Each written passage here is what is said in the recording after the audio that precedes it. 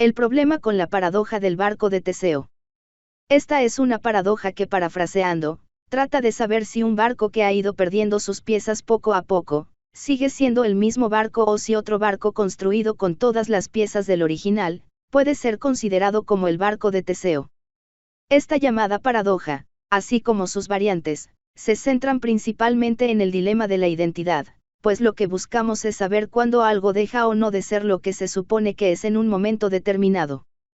Existen muchos videos y respuestas dadas al respecto, como aquella que establece que en realidad el hecho de saber qué es lo que le da identidad a algo, depende de cada individuo, y quizá esta es la respuesta más cercana a la definitiva. Sin embargo, no es la definitiva, entre otras cosas, porque no implica una respuesta a la pregunta que intentamos responder, que hace que el barco de Teseo sea el barco de Teseo.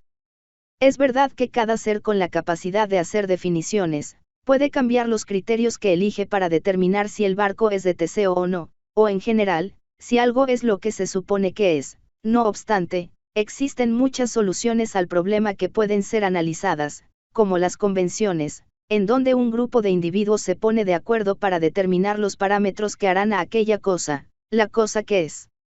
Un ejemplo, se habla del dilema de cuando un montón de arena, al quitarle una cantidad dada de granos, deja de ser un montón de arena, pues si decidiéramos por convención que a los 100 granos de arena, se puede decir que tenemos un montón, entonces tenemos un límite bien claro, que no tendría por qué entrar en debate a priori. No obstante, existen muchas razones por las que se desean mantener los debates en determinados temas sobre las definiciones, siendo la característica primordial, lo involucrado que pueda estar una persona, por alguna circunstancia, a una palabra específica. Por ejemplo, quizá para la mayoría de la gente, un gato es un gato, y tenemos bien claras características del gato que nos hacen estar de acuerdo en que es o no un gato. No obstante, a un biólogo, quizá le apremie el hecho de que llames un gato a una variante bastante lejana taxonómicamente hablando de un gato, que a los demás les puede tener sin cuidado. De hecho, podemos ver rápidamente por qué es que las personas defienden o rebaten el significado de ciertas palabras con este ejemplo y estudios psicológicos relacionados, pues para la mayoría de las personas, el aprendizaje de qué es un gato, no requiere de esfuerzo, tiempo o experiencias relevantes para su vida cotidiana. No obstante, para un especialista, hubo dedicación, pasión y otras cualidades, que buscará de manera casi instintiva validar ante los demás, teniendo ese deseo imperativo de usar el conocimiento que ha adquirido a base de tiempo de su vida. Lo anterior claro que nos dice que las definiciones para las identidades, serán algo que todos los seres pensantes querrán defender a su manera. No obstante, también nos da un indicio de metodologías que podríamos seguir, para darnos una acepción definitiva, o al menos más general, siendo que una razón para no hacerlo sería más que nada la aversión de algunos individuos, pero eso no debería ser jamás inconveniente para la razón colectiva.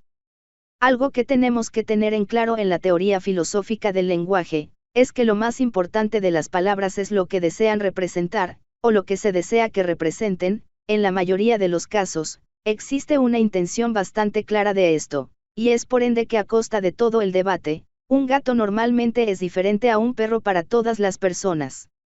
Teniendo esto claro, podríamos evaluar y considerar la intención de cada palabra, y usar modelos matemáticos, estadísticos, u otras construcciones formales, para definir lo que es un gato.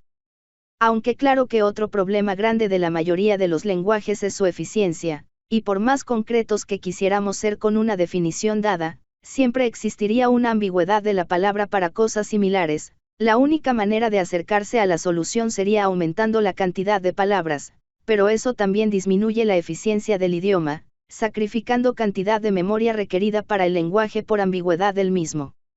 En este sentido, es que inclusive las mejores propuestas que resuelven esto, son las metodológicas, como las nomenclaturas, que tienen la capacidad de abarcar una infinidad de significados distintos bien estructurados, sin la necesidad de sacrificar espacio mental para conocer cada uno de los nombres específicos de cada elemento. Esto nos puede dar una idea también de una propuesta de solución a la paradoja de la identidad, y es usando estructuras formales, como ya habíamos establecido, donde una posible metodología, sería el uso de la lógica difusa, en la que la cuestión no sería si es o no el barco de Teseo, sino que tanto lo es.